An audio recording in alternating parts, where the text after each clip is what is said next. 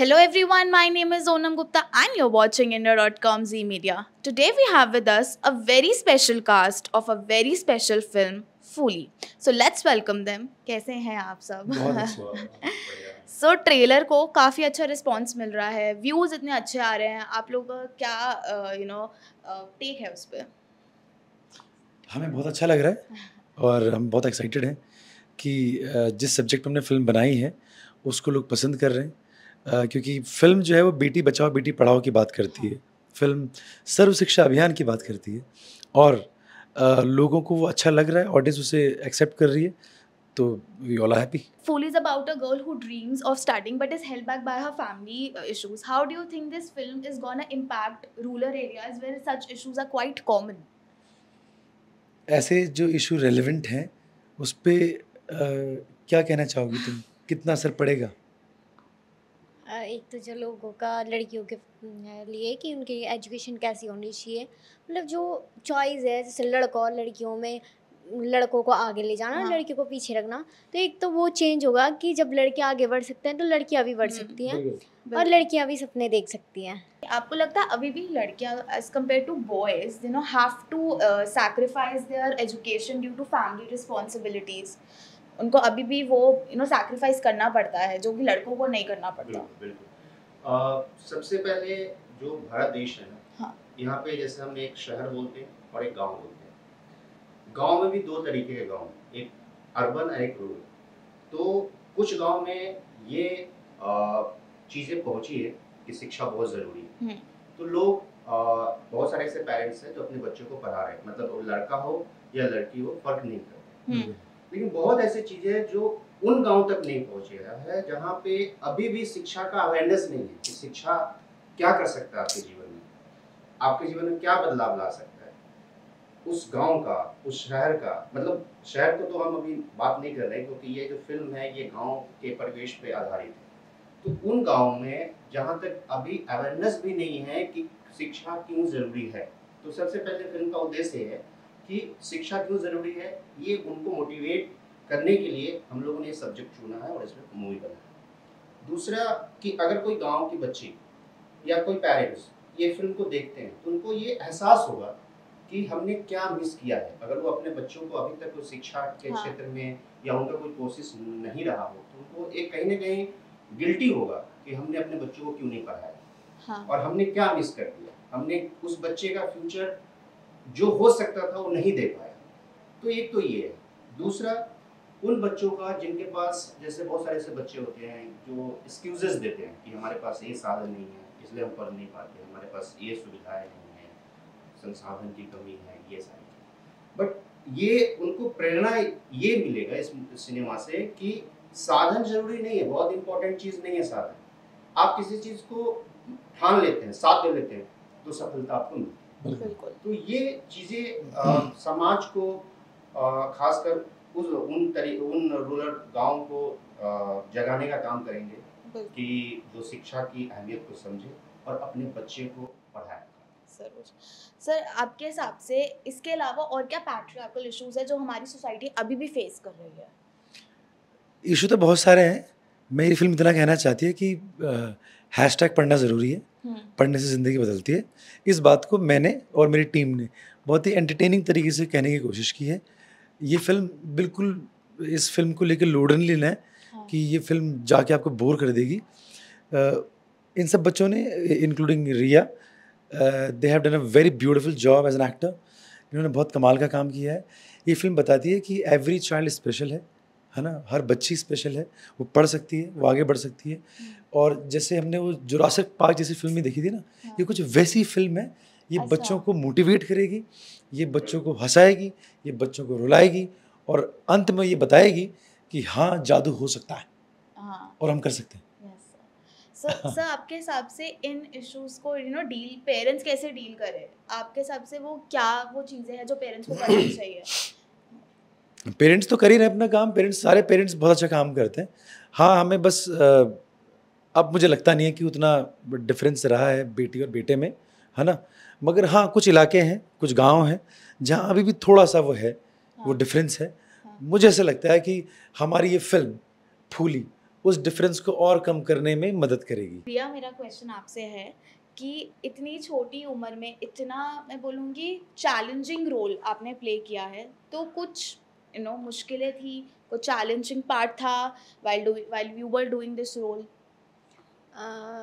जो मेरे पेरेंट्स हैं वो तो एजुकेशन को बोलते हैं कि जितना पढ़ सको उतना पढ़ो, कि तुम्हें पढ़ना है, जो हम नहीं कर पाए वो तुम्हें करना है। जो फूली था, मतलब काम वही था। काम मैं रोज़ देखती हूँ कि पहाड़ों में घास काटते हैं, हाँ, पानी लाते हैं, हाँ, पैदल चल के जाते हैं, पहाड़ों में जाते हैं, तो ये तो मैं कर सकती थी। लेकिन जो वो करेक्टर था उसको फील करना बहुत मुश्किल था, क्योंकि वो मेरी जो पर्सनल लाइफ है उससे थोड़ा चेंज है। तो पहले पहले मुझे उसको समझने में थोड़ी बहुत मुश्किल हुई, लेकिन जो मेरे फ्रेंड्स थे, सर थे, हमारी पूरी टीम के मेंबर थे, तो उन्होंने धीरे धीरे करके मेरे को समझाया कि अब जो है तू फूली है, और जो वो चीज़ें इस फिल्म में हो रही है वो तेरे साथ सच में हो रही हैं। तो यही एक चैलेंज था कि मुझे फूली बनना था। हाँ, अच्छा। मुझे उस रोल को जो है प्ले करना है, तो उसके लिए उसमें जाना पड़ेगा कि फूली की लाइफ कैसी है, वो क्या कर रही है, उसके दिमाग में क्या चल रहा है, उसकी लाइफ में क्या चल रहा है। तो ये एक चैलेंज है। ठीक है। सो मेरा क्वेश्चन है, आपने ये फिल्म में एक्ट कर रहे हैं, डायरेक्ट भी कर रहे हैं, तो कैसा था वो पूरा एक्सपीरियंस? मुश्किल था या और भी अलग था? जैसे ना, मैं ऐसा मानता हूँ कि सिनेमा में ना जो आना चाहता है, हाँ, जैसे उसे कृष्ण होने जैसा है ये। हम्म, कितने 64 कलाओं में पारंगत थे कृष्ण, ऐसा ही था।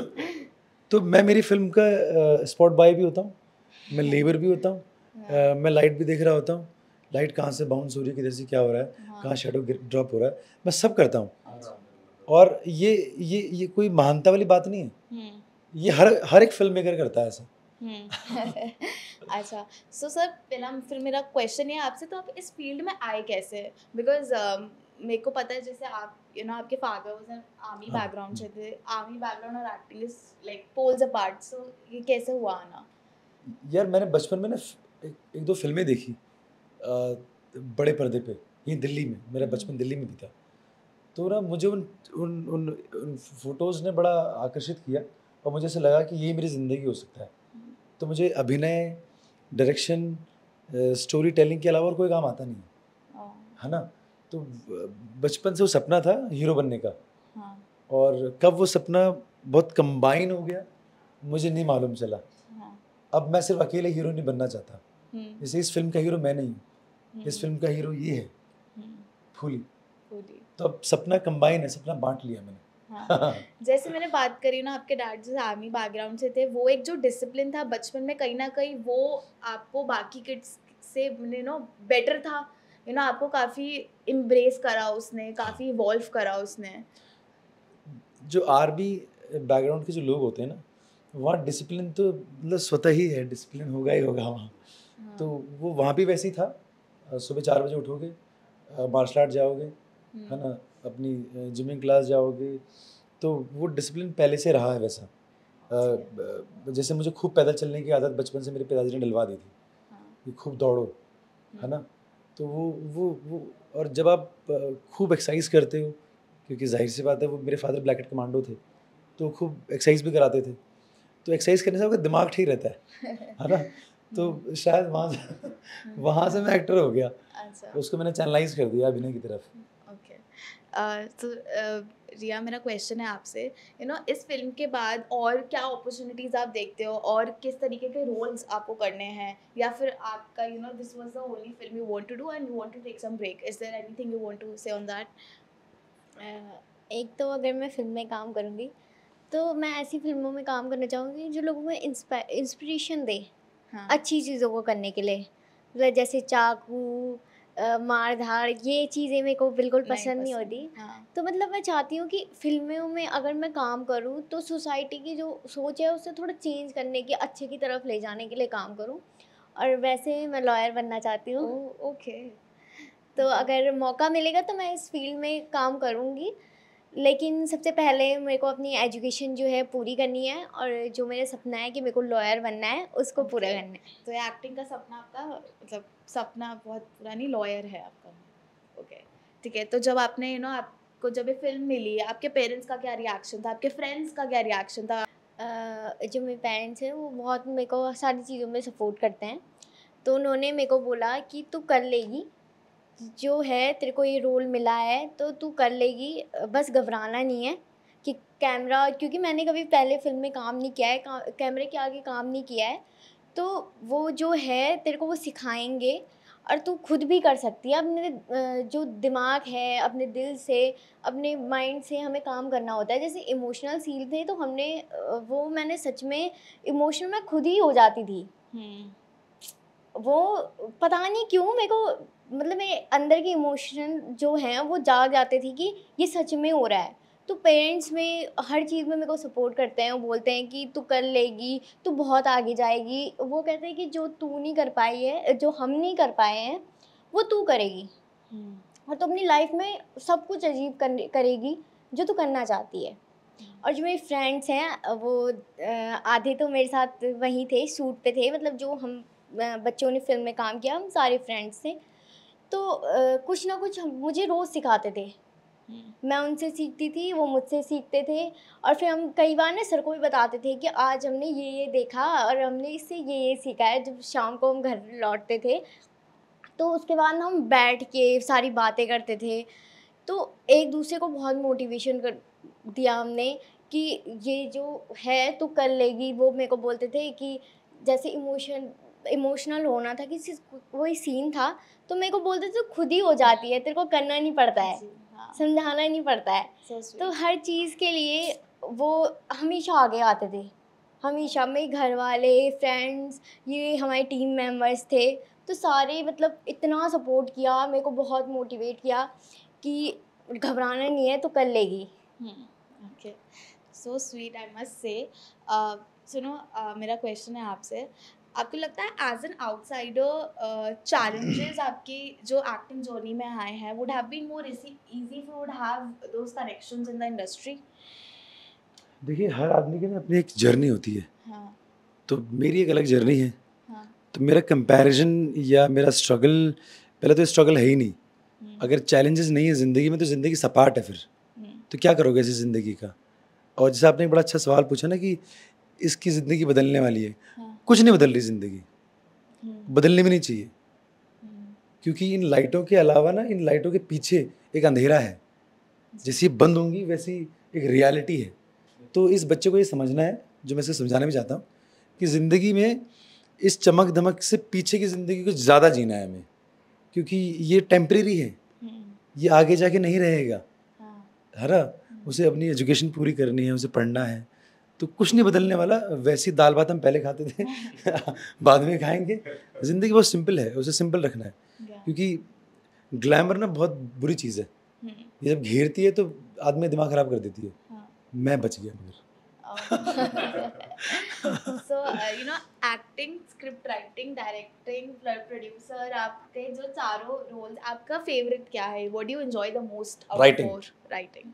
क्योंकि जो लेखक है वो जब लिखता है तो एक निर्देशक उसको छापता है, उसको उतारता है, और जो अभिनय करने वाला है, अभिनेता, वो सिर्फ कठपुतली है। Okay. अगर वो लिखाई वैसे नहीं जाएगा तो प्रस्तुत भी नहीं हो पाएगा उतना अच्छा। तो लिखना मुझे बड़ा अच्छा लगता है। और अगर डायरेक्शन की बात करें, कोई बॉलीवुड में if you want to direct any actor that you are following for so long, तो वो कौन होंगे? जिसको मैं डायरेक्ट करना चाहता हूँ या मैं चाहता हूँ कि जो मुझे डायरेक्ट करें? हाँ, दोनों ही, बिकॉज आप दोनों ही करते हैं। बहुत सारे हैं, अभी जितने लोग फिल्में बना रहे हैं वो अगर मुझे फिल्में दें तो मैं ज़रूर करूँगा। तो बहुत कोई लंबी पसंदीदा एक्टर यू वांट? एक्टर जो हैं, हाँ, कोई जिनके साथ आप काम करना चाहते हैं बाद में भी, यू नो? बहुत सारे लोग हैं। आमिर खान साहब हैं, सारे बहुत अच्छे एक्टर हैं। किस किस का नाम लिया जाए? जैसे मैं ऐसा, ये मेरा दुर्भाग्य समझूंगा, जैसे मेरी बड़ी इच्छा थी कि मैं इरफान सर के साथ काम करता, and I really miss that, you know, he was a huge personality and as an actor. तो वो है, उनके साथ मुझे ऐसा लगता है कि मैं काम करता तो बहुत कुछ सीखता। ओके सर, सो मेरा लास्ट क्वेश्चन है आपसे, इस फिल्म के थ्रू क्या मैसेज देना चाहेंगे आप 2 लाइनों में हमारी ऑडियंस को? इस फिल्म के थ्रू हम यही मैसेज देना चाहेंगे कि भाई बेटा हो या बेटी हो, उनको आप समान समझिए, और चाहे वो गांव के हैं, शहर के हैं, उनको आप मौका दीजिए पढ़ने का, आगे बढ़ने का, और आगे वो बढ़ेंगे। और बेटियों को किसी मामले में कम मत कम नहीं समझिए। तो बस यही संदेश हमारी फिल्म देती है, और यही हम कहना चाहेंगे कि आप 7 जून को देखिए फिल्म। शिक्षा का जो महत्व है वो पता होना चाहिए। तो शिक्षा ही एक ऐसा चीज़ है जो आप, अगर हम किसी गांव से हैं तो वो उस गांव का भी नाम होता है, उस जिले का नाम होता है, शहर का नाम होता है, राज्य का नाम होता है, देश का नाम होता है। तो शिक्षा, अगर शिक्षा की उसके वैल्यू को समझा जाए तो डायरेक्टली वो देश महान बनता है। क्योंकि अगर लोग शिक्षित होंगे तो ही देश महान बनेगा, क्योंकि हम देश को ऐसे नहीं महान बना सकते। दूसरी बात है कि बहुत सारे लोग में भी जो शहर में रहते हैं या वो छोटे शहर में रहते हैं, तो उनको पता है कि ऐसे लोग रहते हैं और शिक्षा सब लोग ले रहे हैं, बट उनको ये नहीं पता है कि कुछ अभी भी ऐसे जगह है जहाँ पे शिक्षा का अवेयरनेस नहीं है, और वो वहाँ अवेयरनेस होना चाहिए। तो इससे हर लोग प्रेरित होके कहीं ना कहीं कुछ समाज के लिए कंट्रीब्यूट करेंगे, मोटिवेट करेंगे अपने आसपास, जिससे हमारा देश महान होगा। ज़रूर। और मेरी तरफ से आपकी फिल्म को ऑल द बेस्ट।